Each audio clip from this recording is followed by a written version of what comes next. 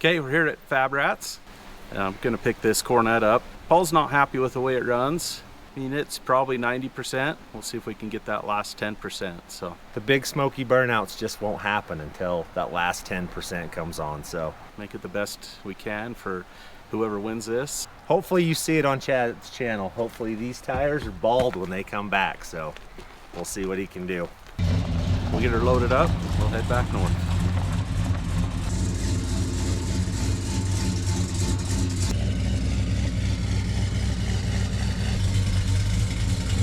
Watching him get out's the funny part.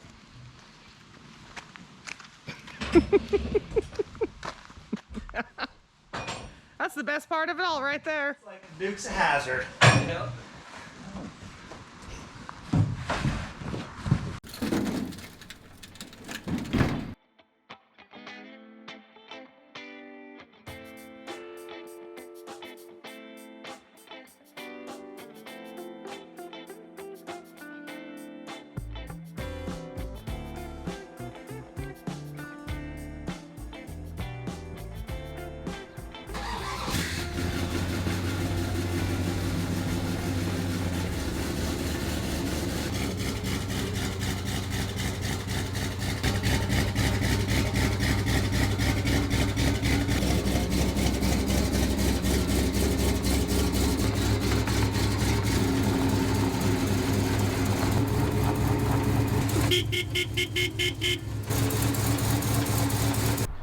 Got the Coronet out of the trailer, getting ready to pull it in the shop.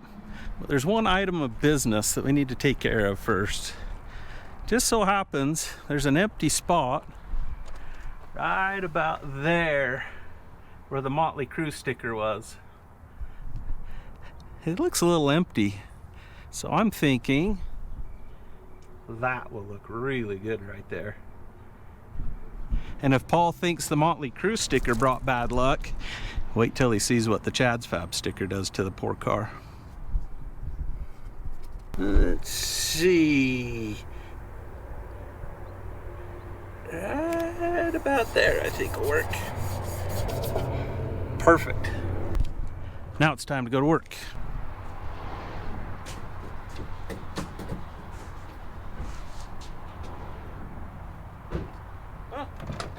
Battery's dead. Really? I was messing with the shifter. So trying to make sure it's in park. I was messing with it, just trying to play around. Cause it fired right up out of the trailer. You shouldn't have put that sticker on it. What's the crime? And it's begun.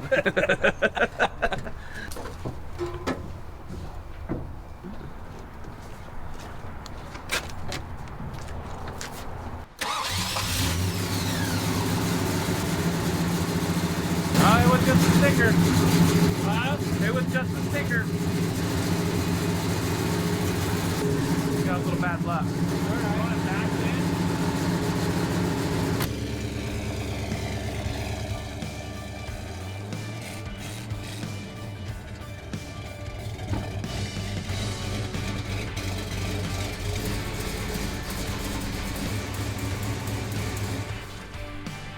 So tell us what we got going.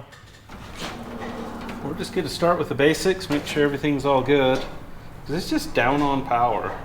It isn't quite what it probably should be. And Paul just has so much going on right now. He needs to get his record done, and he needs to get a couple of things dialed in on the FJ. So I offered to take a look at it. I'm going to check the timing, see if it's a believable number. We're just going to go through and just start with the basics, and then we'll start getting more and more involved as we go. We'll see where the timing is. How long it takes us. Mm-hmm. Yep.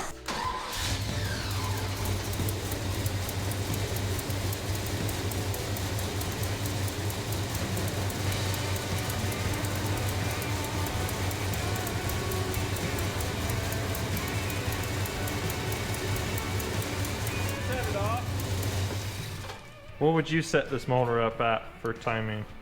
I'm not entirely sure what the cam is. Let me look. It's gonna definitely take some timing where it's such a low compression motor. What are you working on back here, Kyler? The Chevy logo for tech. Oh, it's a school assignment. Cool. You're just sanding all the edges down? Yeah. Since you got a Chevy logo in your hand, how do you feel about us having a Dodge car in the shop? I'm okay with it. It's still cool. It is a pretty cool car. So this is the 601, but it's still 235 duration at 50 on a 107. So we probably need more like about 40 degrees of timing with this lower compression and that size of cam. Do you just know that from experience?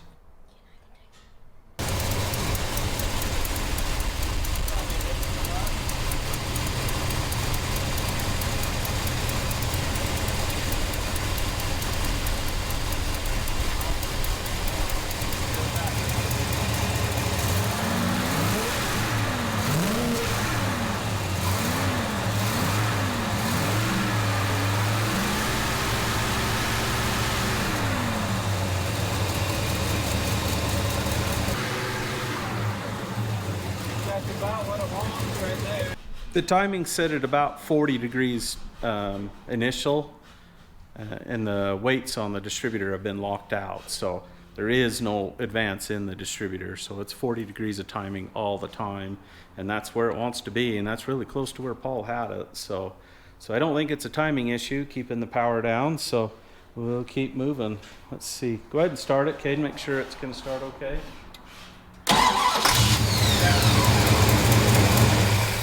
When you get too much idle timing, sometimes they'll try and kick back on you when you start them. Since it has 7-to-1 compression, that's not really much of a problem. So, okay, so the next thing is to pull the valve covers off and look at these valve springs.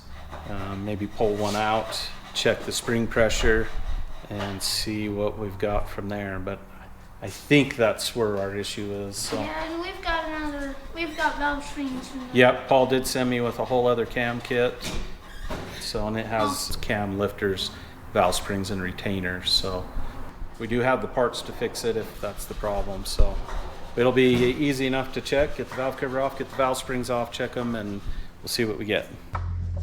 Let's see this stuff. A little warm still.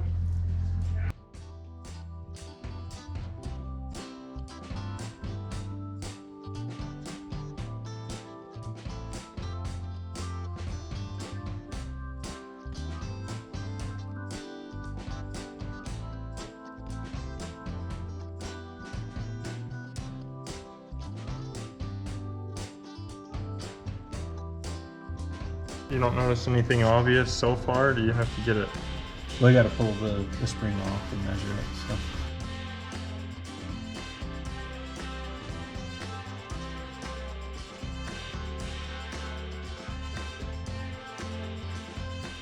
Dang it, Paul! Why can't you put pockets on your shirts? All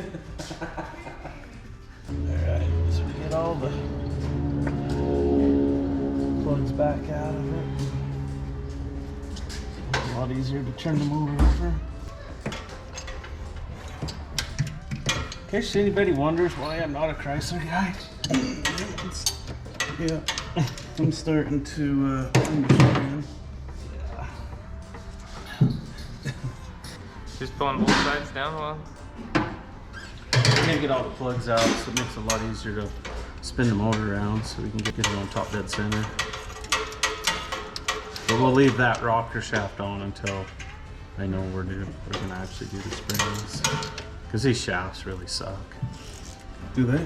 Yeah, trying to get it in there, get the rocker spun the right way and centered, and get all the push rods in. Okay. 2. I'm on a roll.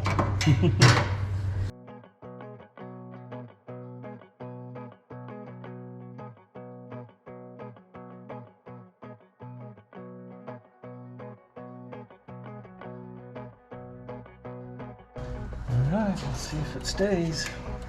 If you don't get it pretty much exactly on top dead center, it'll push the piston down.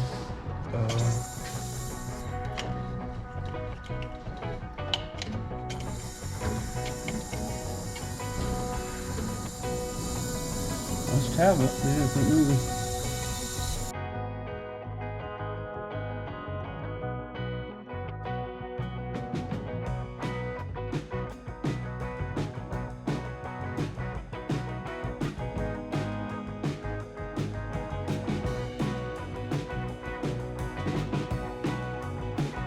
guesstimate what the top of that spring height is to the spring pocket?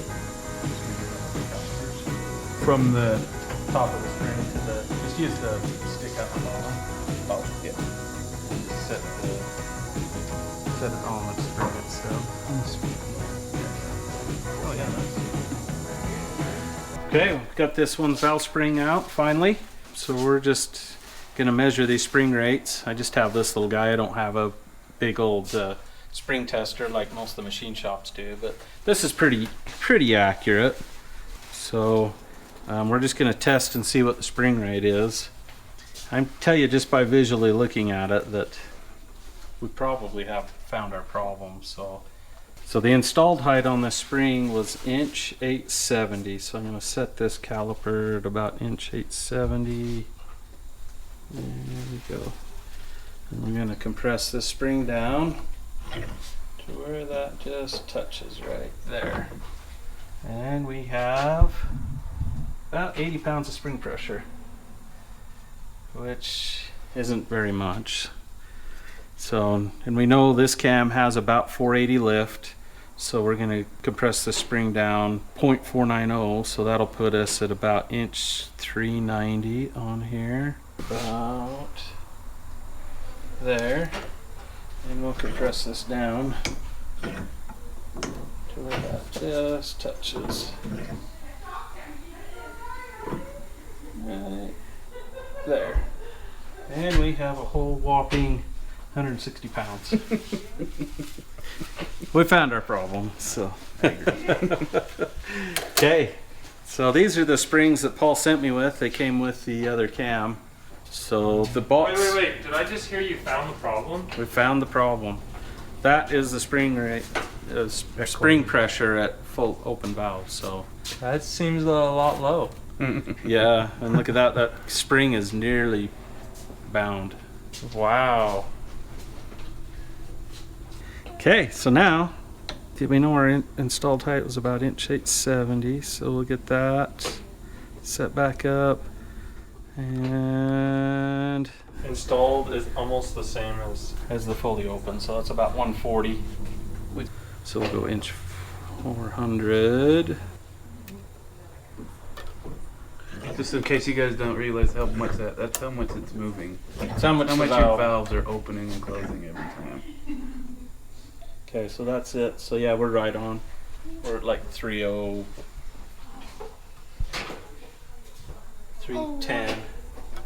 That's about 310. So yeah, it's right on. Where we need to be. So this is a little bit more accurate than you might think. So, because that's right at the spec of what these springs are rated at. So we just got to get these installed. And then the other thing to notice is there's still quite a bit of room in these springs. We're not running them near to bind. A lot more gappage in that. Yep. And one thing is, this is probably much more cheaper than what the machine shops use. Oh yeah, the machine that they use at the machine shop it's like a $2,000 tool. So okay, so we went to put this back together, and we run into a minor issue. The valve keepers or valve locks are wrong. So these ones have a three bead right there, and these ones are just 2. We can't use the stock ones on the retainer because they are 7 degree and the retainers are 10 degree. I got to get on the internet and see if I can find the right part number, get those coming. As soon as they show up, I'll swap these valve springs and we'll be doing burnouts for sure. Yeah. 1 week later. Okay, parts showed up. It's time to get back on the Coronet. Got the right 2 rib valve locks with a 10 degree. It's time to go to work, see if we can make this thing run. See if I can burn these tires off before I take it back to Paul.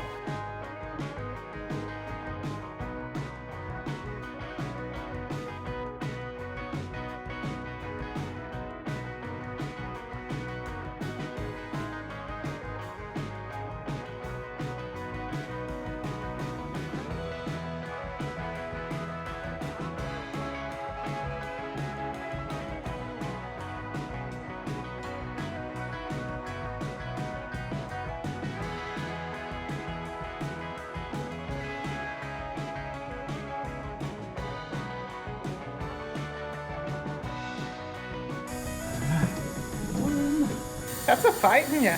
These stock springs are terrible.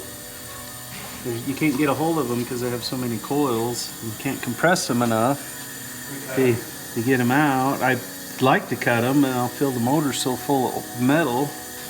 Not looking forward to putting the rocker shafts back on. There we go. Yeesh. I don't know how Dosage likes 440s so much. Have you looked at them? Like and subscribe.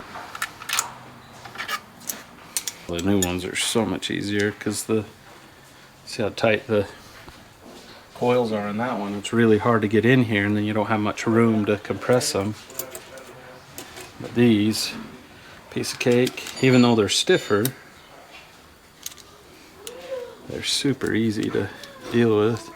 Just snap it on there. Push that in. Compress it like that. Get your fingers out of the tool. Couple of locks.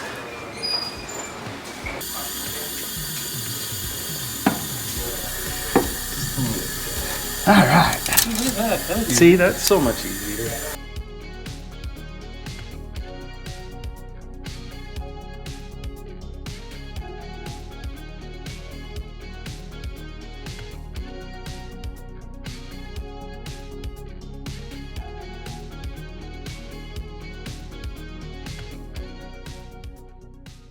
Inside done. Yep. Now I just gotta put the rocker shaft on.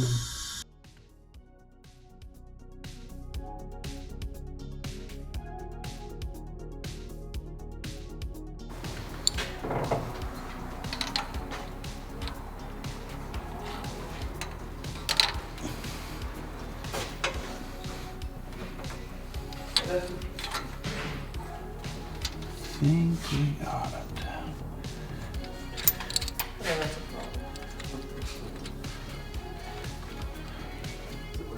Oh, those rocker arm assemblies, wow.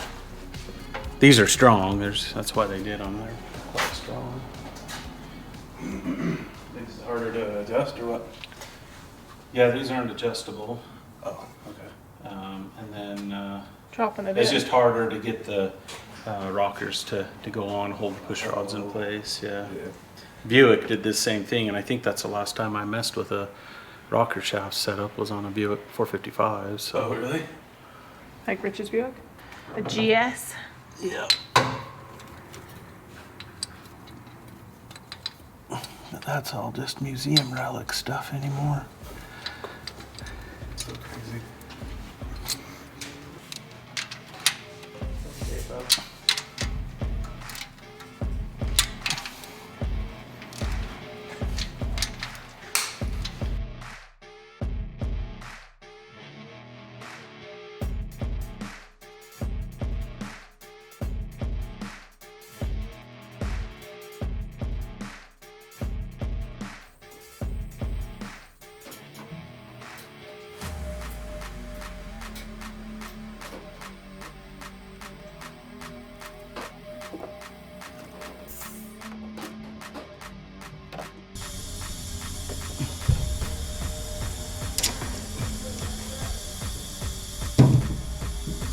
Yay! Finally!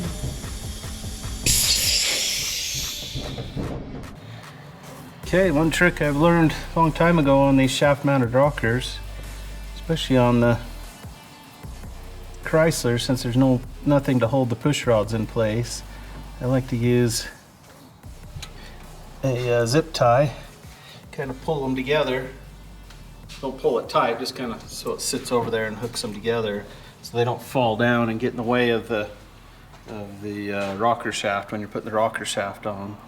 So just, and then it also helps keep the push rods in the lifters too. So those are both in.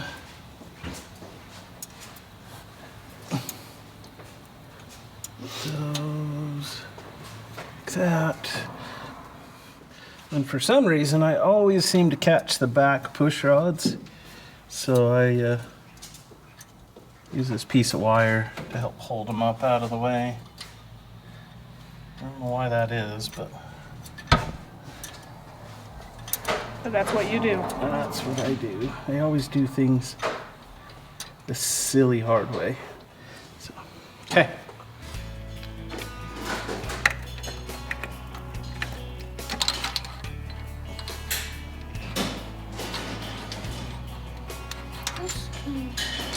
And another trick to put them on the. Okay, like rolled it, huh? Yeah, just catch the tips of the rockers on the springs, and then just get the bolts all lightly started. Make sure your pieces are all facing the right direction, and then just go through one cylinder at a time. Pull the little zip tie out.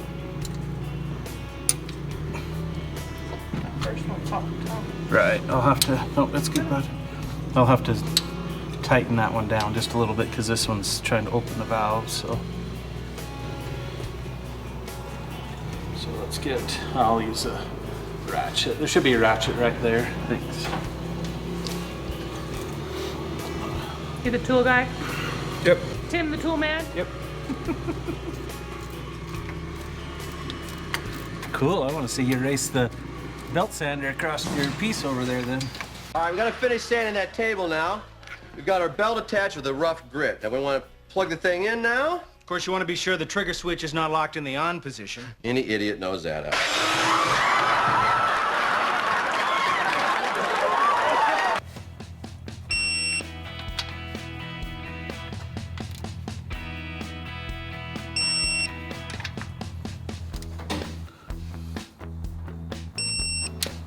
Okay.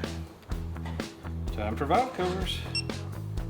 And maybe we can actually do a burnout like the shirt. That'd be fun. Still working on the Coronet. I got a bunch of stuff tidied up.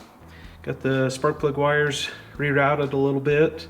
Changed the boot on this end so it didn't get cooked by the headers anymore. I did it on that side and on this side. So put that covering over it.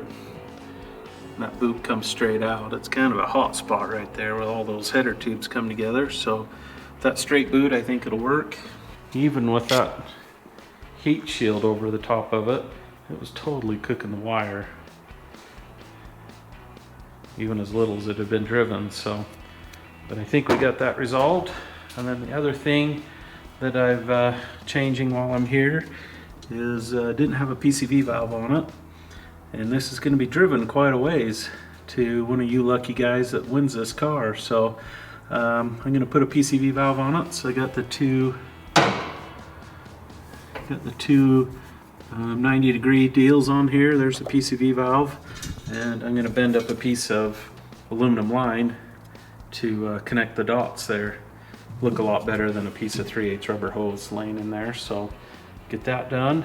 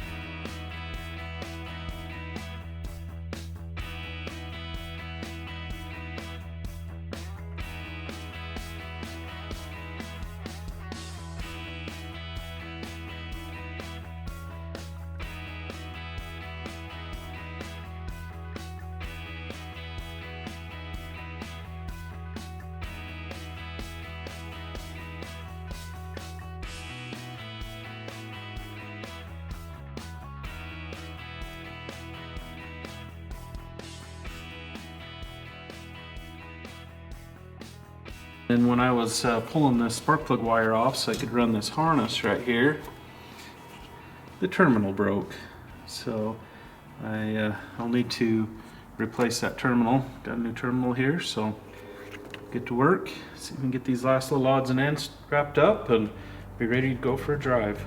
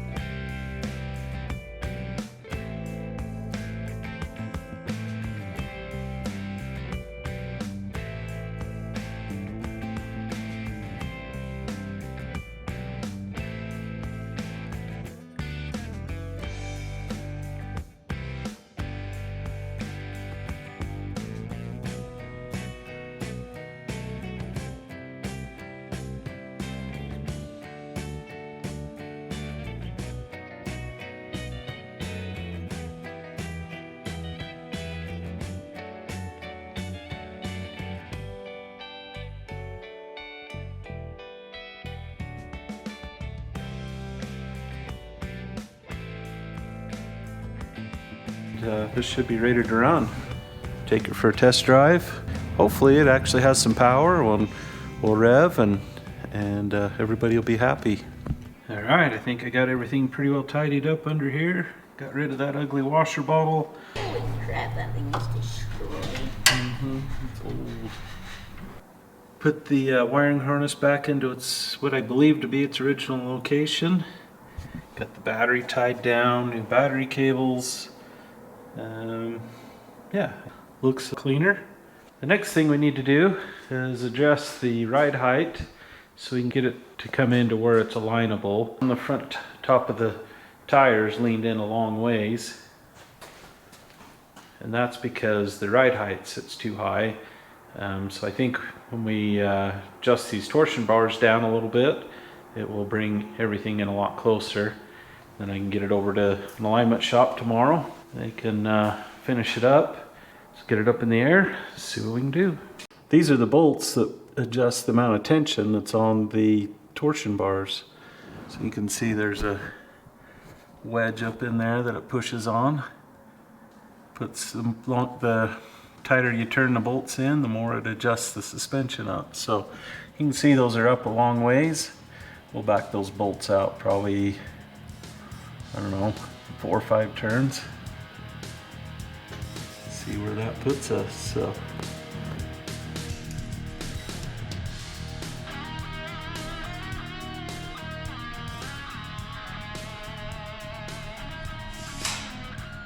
Okay, that was 4 turns. Drop the front end down roughly 3/4 of an inch. I'll run it around the block, get the front end to settle in a little bit, but that side looks a lot better. So I think we're on the right track. So remeasure it after a drive and see what I need to do from there. So hopefully it'll drop it down another close to a 1/2 inch after driving it, and I'll bet you it'll be ready to go to be aligned. So.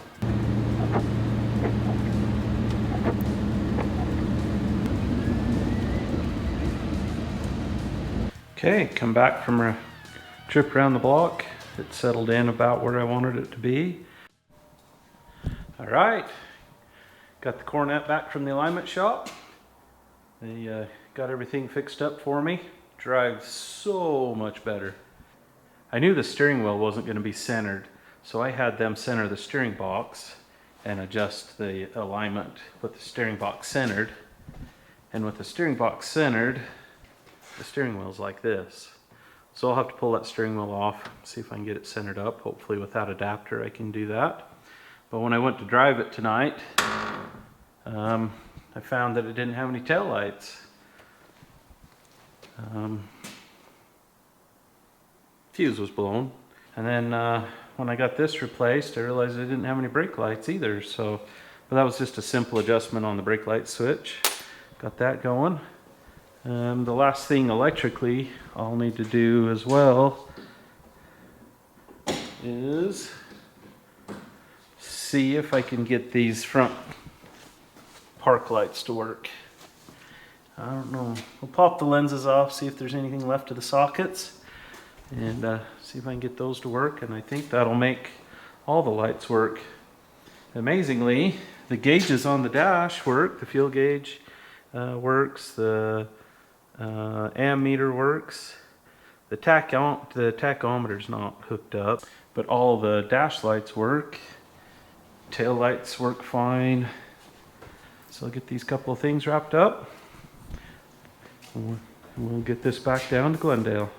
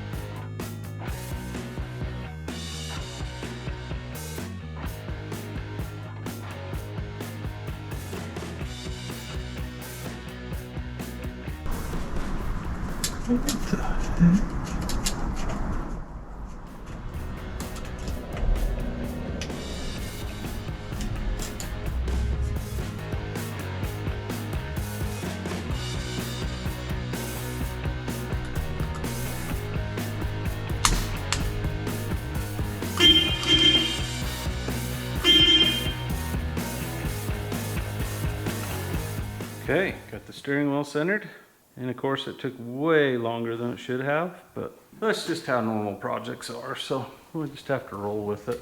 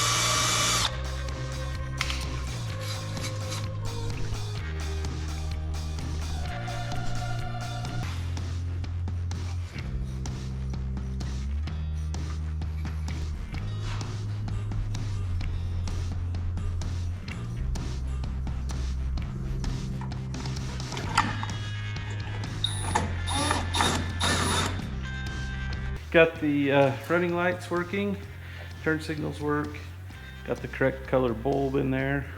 Still doesn't run as good as I'd hoped. It's way better. Doesn't go into valve float like it was, but it acts like maybe the ignition coil is getting really weak. So I'll grab a coil, put on it, and see what it does. Looks like the ignition coil took care of the high-speed misfire that this had. Anytime you get over about 4,000 RPMs, it would just start to break up a little bit. Just a little on the lethargic side. So out with the Mountain Dew coil. Sorry Mountain Dew, the Coronet needed something a little bit better. Like Pepsi, for instance. It runs, so.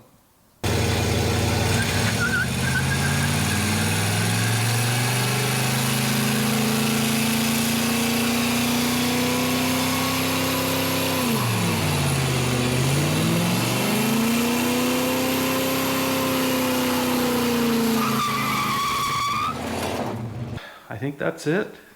This one is ready to go home. Well, I got this one running good. Actually running great.